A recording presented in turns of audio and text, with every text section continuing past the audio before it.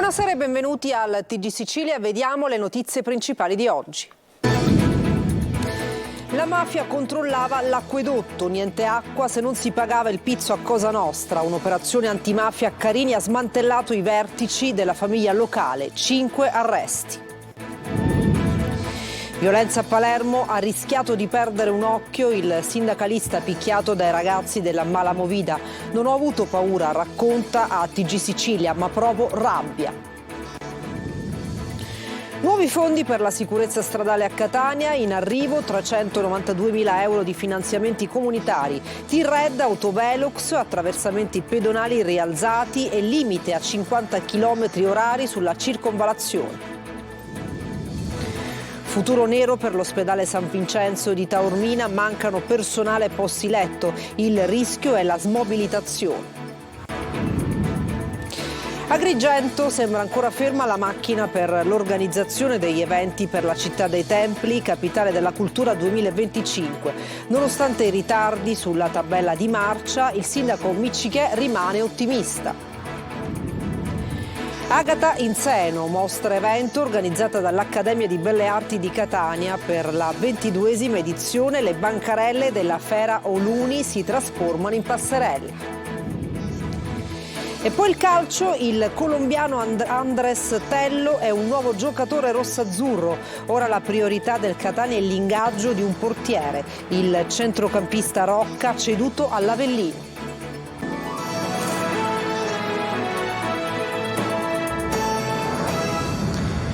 La mafia che gestisce un vero e proprio acquedotto. Se vuoi l'acqua corrente in casa devi pagare Cosa Nostra. Succede a Carini, dove i carabinieri hanno portato a termine un'operazione antimafia che ha smantellato i vertici della famiglia locale. Manlio Viola.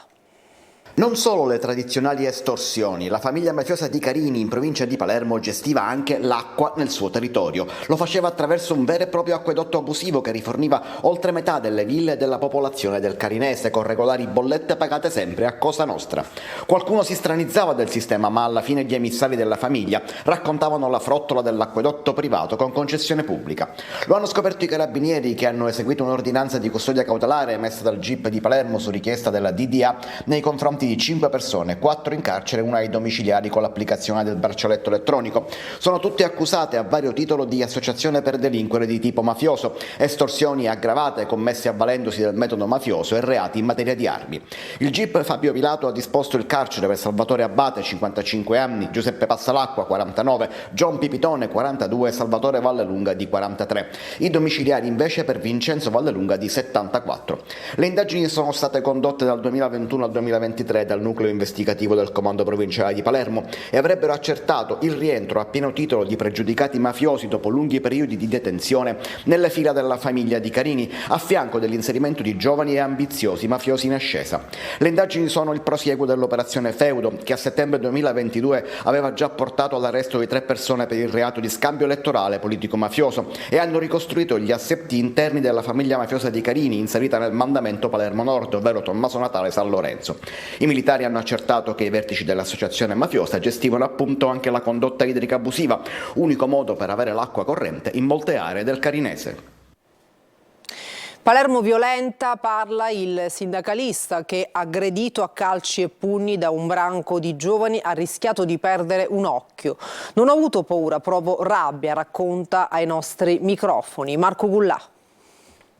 Pugni, calci, colpi ai fianchi, ha rischiato di perdere un occhio. È brutale l'aggressione nei confronti di quest'uomo palermitano. Si chiama Francesco Brugnone, sindacalista della CGIL. Tutto accade sabato sera, quando era in compagnia della fidanzata e di un'amica. Ha fatto manovra con l'auto per lasciare il parcheggio di via Spinuzza a Palermo, una delle strade della Movida. La vettura era circondata da motorini in sosta e da giovani. Una discussione che è diventata subito accesa perché i giovani non volevano spostarsi e così il sindacalista viene picchiato con calci e pugni. Più che paura io sono molto arrabbiato, perché se c'è l'impossibilità di andarsi anche semplicemente a mangiare una pizza dopo una giornata passata al lavoro e passare una serata serena con la problematica e con la preoccupazione di rientrare sani alla propria casa, anche perché c'era pure la mia compagna e amiche ed ero anche preoccupate per loro, sta diventando veramente una città che necessita di un controllo sociale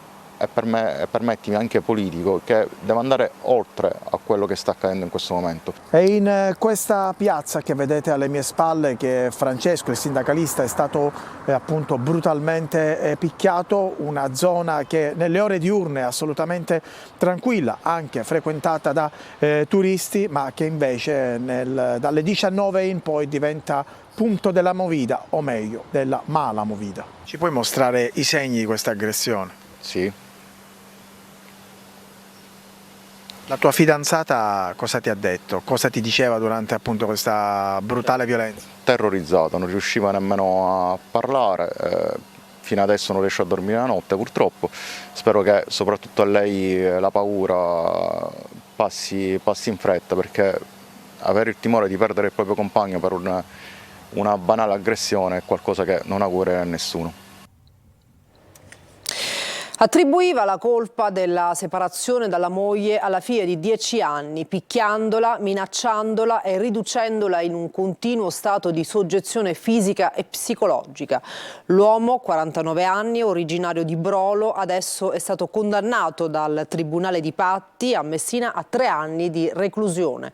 Il processo era partito dalle rivelazioni della bambina stessa, che nell'agosto del 2018, dopo l'ennesima giornata di incubo trascorsa con il padre, aveva raccontato alla mamma di essere stata presa a schiaffi e a calci e di aver avuto un cuscino premuto sul viso. E cambiamo argomento: T-Red, autovelox, attraversamenti pedonali rialzati e limite a 50 km/h sulla circonvallazione a Catania, in arrivo 392.000 euro destinati alla sicurezza stradale. Luca Ciliberti. Nuovi fondi per la sicurezza stradale a Catania, in arrivo 392.000 euro di fondi comunitari. 2 le novità. La prima riguarda la presenza dei dispositivi T-Red, che avranno il compito di fotografare e multare i veicoli che passano con il semaforo rosso. Per la messa in funzione si attende il collaudo da parte di AMTS. L'altra grande novità riguarda l'installazione di 5 casotti con 4 autovelox. Uno resterà vuoto in modo da fare da deterrente. Gli autovelox saranno attivati tra fine febbraio e inizio marzo. Abbiamo, grazie alle politiche comunitarie, usufruito di un finanziamento di 392.000 euro che proprio sono per la sicurezza urbana, su 13.500.000 destinati in tutto il territorio nazionale dal Ministero dei Trasporti. L'assessore Porto, durante Sicilia 24 Focus, ha anche anticipato che la città si doterà di nuovi attraversamenti pedonali rialzati in sostituzione dei dossi ormai fuori legge. Installeremo anche almeno 20 passaggi pedonali rialzati illuminati. Questa è la novità, l'idea che il sindaco ha particolarmente apprezzato e che chiaramente su cui anche punteremo insieme al collega La Greca per realizzare quanto più passaggi pedonali illuminati. L'amministrazione comunale infine ha smentito le fake news circolate online su un ipotetico limite di velocità a 30 km/h su tutta la circonvallazione di Catania. Il limite sarà a 50 km/h su tutto il tratto da Ognina a Nesima, con relativa segnaletica, così come aveva anticipato lo stesso Porto anche sulla siciliaweb.it. Gli attuali 30 km/h si riferiscono a una segnaletica esistente da tempo e che riguarda soltanto una parte che dal Tondo Gioeni arriva fino al cosiddetto semaforo intelligente. Un incendio danneggia gravemente il centro per i rimpatri di Milo nel Trapanese, migranti costretti a dormire fuori. Ispezione del PD che adesso chiede risposte al ministro Piantedosi. Vediamo. Nel centro di permanenza per il rimpatrio di Milo, nel Trapanese, la situazione è diventata critica dopo un incendio che ha messo la struttura inagibile per il 90% delle sue capacità. Da quel momento le persone presenti sono costrette a dormire all'addiaccio accanto ai moduli ormai compromessi con poche coperte e senza materassi. Nei giorni scorsi una delegazione del Partito Democratico ha ispezionato il centro. Chiederemo al Ministro dell'Interno Piantedosi di darci notizie e dettagli. Lo faremo attraverso una interrogazione parlamentare nella quale chiederemo cosa è successo realmente nella settimana scorsa in quella struttura, dove verranno trasferiti i migranti ospiti in questo momento in quella struttura e soprattutto cosa ne sarà del loro futuro e del loro destino. La tensione è esplosa dopo l'arrivo di un provvedimento per 29 tunisini che dovevano lasciare il centro per rientrare nel loro paese. Per impedire il rimpatrio, un altro gruppo di migranti ha deciso di dare vita a una vera e propria rivolta. Tutto questo dimostra che questa tipologia di accoglienza è una tipologia sbagliata, perché la stragrande maggioranza dei migranti presenti proveniva da sbarco e rimane in attesa per lunghi tempi della richiesta di protezione internazionale solo per il fatto di provenire da paesi che secondo il governo italiano sono paesi sicuri. Dalla Procura Generale di Cassazione, intanto, arriva un assist al governo Meloni, chiamata a vagliare i 10 ricorsi del Ministero dell'Interno contro le ordinanze con cui il Tribunale di Catania, nei provvedimenti disposti dai giudici Yolanda Apostolico e Rosario Cupri tra settembre e ottobre scorso. La Procura ha convalidato i trattenimenti di alcuni migranti tunisini a Pozzallo, ritenendoli legittimi e conformi alla legge. Ma sulla questione di garanzia finanziaria adesso è necessario un intervento della Corte di Giustizia europea. La garanzia finanziaria prevista dal nuovo decreto del Ministro dell'Interno prevede che i richiedenti asilo, la cui domanda per decisione della Commissione territoriale è sottoposta a procedura accelerata, di pagare poco meno di 5.000 euro per evitare di attendere in stato di detenzione l'esame della propria domanda di asilo. Il GIP del Tribunale di Trapani ha sostituito gli arresti domiciliari con l'obbligo di dimora a Trapani ed Erice al deputato regionale Dario Safina del PD, accusato di corruzione e turbativa d'asta quando ricopriva la carica di assessore ai lavori pubblici del comune. Non si ritengono soddisfatti i legali che puntano al Tribunale del riesame, la cui udienza è prevista il 2 febbraio. Problemi seri all'ospedale San Vincenzo di Taormina, mancano personale e posti letto, il rischio è la smobilitazione, pronto un ordine del giorno in Consiglio Comunale. Francesco Triolo. Posti letto tagliati, reparti chiusi o senza primari, lunghe code di pazienti che attendono anche ore prima di essere visitati, estenuanti attese che sfociano anche spesso in atteggiamenti di intolleranza e degenerano in episodi di violenza contro gli operatori sanitari. La situazione all'ospedale San Vincenzo di Taormina è ormai insostenibile, mancano 7 primari, i posti letti si sono ridotti di 70 unità, da qui la decisione anche della minoranza in Consiglio Comunale di presentare un ordine del giorno urgente che verrà discusso lunedì prossimo e che riguarda la sicurezza degli operatori sanitari costretti a turni massacranti e di conseguenza dell'utenza. Tutto questo si aggiunge anche alla sempre più precaria ed incerta permanenza del centro cardiologico pediatrico del Mediterraneo. Questo è un ospedale in cui mancano in pianta organica 22 medici che dovrebbero già essere stabilmente assegnati. È un ospedale con 179 posti letto che negli ultimi 10 anni ne ha persi circa 65 ed è una cosa che mi sembra evidente, inutile commentare. È un ospedale in cui mancano i primari in 7 reparti, c'è una vacazio in 7 reparti. È un ospedale in cui il più grande pronto soccorso della provincia di Messina, con circa 30.000 accessi l'anno, non possiede un posto fisso di polizia, non possiede i 6 posti letto assegnati in astanteria e questo comporta grossi sacrifici di denaro pubblico per il trasferimento di pazienti che potrebbero essere mantenuti presso il pronto soccorso. A Taormina si prepara un'azione forte per tutelare l'ottimale funzionamento del presidio ospedaliere ed evitare la smobilitazione, con la cittadinanza che vive uno stato di preoccupazione per il rischio che la struttura, punto di riferimento del territorio, possa essere depotenziata ulteriormente. Sembra ancora ferma ad Agrigento la macchina per l'organizzazione degli eventi per la città dei Templi, capitale della cultura 2025, ma il sindaco Miccichè rimane ottimista sulla riuscita dell'ambizioso progetto. Davide Sardo. Il conto alla rovescia è iniziato già da tempo. Tra 11 mesi Agrigento sarà capitale italiana della cultura. Tutto però tace fra polemiche e rimbalzo di responsabilità tra gli enti promotori dell'ambizioso progetto. Non c'è un cantiere aperto, non ci sono attività propedeutiche, ma soprattutto manca la fondazione che dovrà gestire tutte le iniziative con alcune modifiche rispetto al progetto originario. Stampa nazionale e non solo parlano di un sempre più probabile flop, ma il sindaco di Agrigento, Francesco Miccichè, getta acqua sul fuoco e sprigiona ottimismo. La macchina organizzativa lavora già da tempo, lavora da tantissimi mesi. ufficialmente non ho potuto comunicare nulla perché ancora la fondazione non è operativa, manca l'ultimo passaggio dal notaio, però ripeto già i contatti sono stati presi, gli sponsor contattati. Mancano ufficialmente le firme. Il sindaco di Agrigento, Francesco Miccichè, ieri mattina si è recato a Palermo, alla regione siciliana, per sbloccare il finanziamento di 5 milioni di euro per Capitale Italiana della Cultura. Catania, a pochi giorni dalla festa Agata in Seno, è la mostra sfilata che unisce arte, bellezza e cura contro il tumore al seno, organizzata dall'Accademia delle Belle Arti. Per la 22esima edizione le bancarelle della Fera Oluni si trasformano in passerella. Eva Spampinato. È un'Agata pop, popolare, che cammina, anzi sfila, raffigurata in questi abiti tra la sua gente, tra le persone che affollano Piazza Carlo Alberto e passa tra le bancarelle della Feroluni, qui davanti alla caserma Sant'Angelo Fulci, accanto alla chiesa del Carmine, che il 4 febbraio ospita una lunga sosta del Fercolo di Sant'Agata nella processione del giro esterno.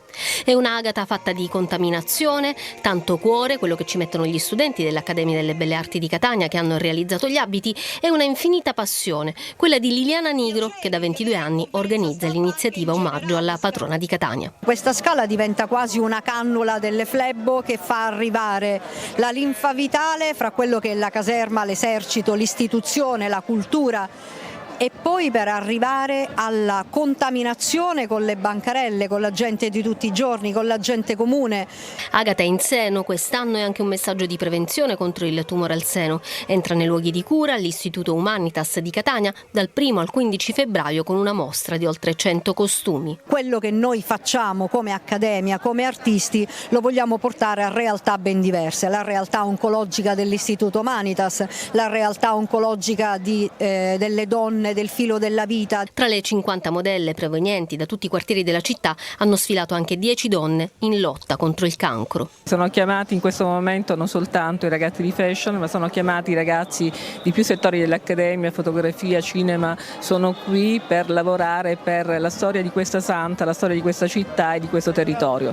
Intanto si mettono a punto gli ultimi dettagli del piano sicurezza per una festa sicura e senza ombre. Ci saranno zone off limits e ingressi contingentati in Piazza Duomo per la sera del 3. Una canzone per dire no alla violenza contro le donne. Sono lividi che non si cancellano dalla mente, quelli di Viviana Macri, che vuole spingere a denunciare le vittime di relazioni sbagliate. Giusy Lazzara. La tua mano mi ha strappato alla vita, la tua mano mi ha cambiato in un fiore.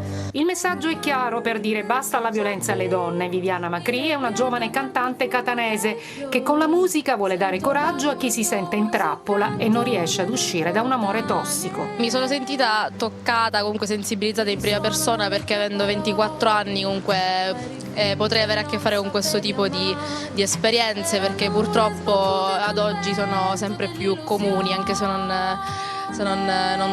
dovrebbero essere. E la cosa infatti in cui sbagliamo è che purtroppo tendiamo a non vedere la realtà e quindi a tenere gli occhi chiusi su determinati comportamenti che possono essere non solo fisici, cioè violenza fisica, ma anche verbale, che è quella secondo me anche paradossalmente più grave. Vedi le cicatrici sul mio corpo, sono il segno della tua meschinità. Ho compreso troppo tardi che eri un vero mostro, un uomo a metà. La canzone Lividi è stata scritta da Michele Russo con la musica di Antonio Macri. Non meritiamo sicuramente un uomo che ci faccia valere poco, ovviamente è anche reciproca la cosa. Lividi da cancellare nella mente, l'eccessiva rabbia e l'aggressività. Tu che imprigionavi la mia libertà. Una breve pausa, tra poco il calcio, non mancate.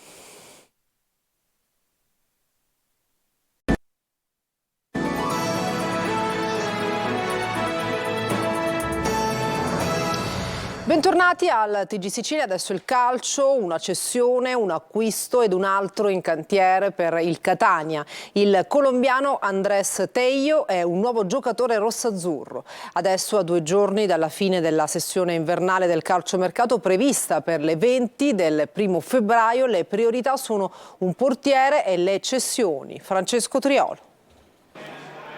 48 ore alla fine della sessione invernale del calciomercato, ma nonostante il conto alla rovescia, il Catania continua a chiudere operazioni in entrata ed uscita. Gli ultimi 2 movimenti, entrambi nell'area da giorni ufficializzati in giornata, riguardano il centrocampo, ad arrivare il colombiano Andrés Tello, oggetto di una lunga trattativa legata agli emolumenti del calciatore. Un tira e molla che si è risolto con il giocatore che è sbarcato ieri sera a Fontanarossa per firmare il contratto che lo lega agli etnei sino a giugno 2026.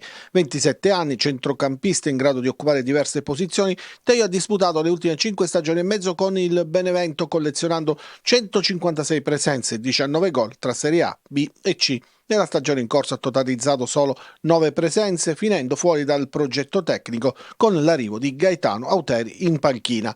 A salutare invece Michele Rocca, che ha accettato la corte dell'Avellino. Il centrocampista è stato ceduto a titolo definitivo e chiude la sua esperienza in rossazzurro con 17 presenze, 15 in campionato e 2 in Coppa Italia. Un trasferimento che serve ad alleggerire un parco giocatori ancora molto ampio. Al momento in organico ci sono 30 giocatori e per il Catania la priorità negli ultimi 2 giorni sarà quella di cedere Mazzotta, Marsura, Bocic, probabilmente in prestito, e almeno un centrocampista, probabilmente Rizzo. Ma le novità in entrata non sono finite. L'ingaggio di un portiere, già peraltro messo in preventivo, adesso diventa più necessario che mai dopo l'infortunio che terrà fuori Betters per diverso tempo. E per questa edizione del TG Sicilia ci fermiamo, grazie per averci seguito e buona serata.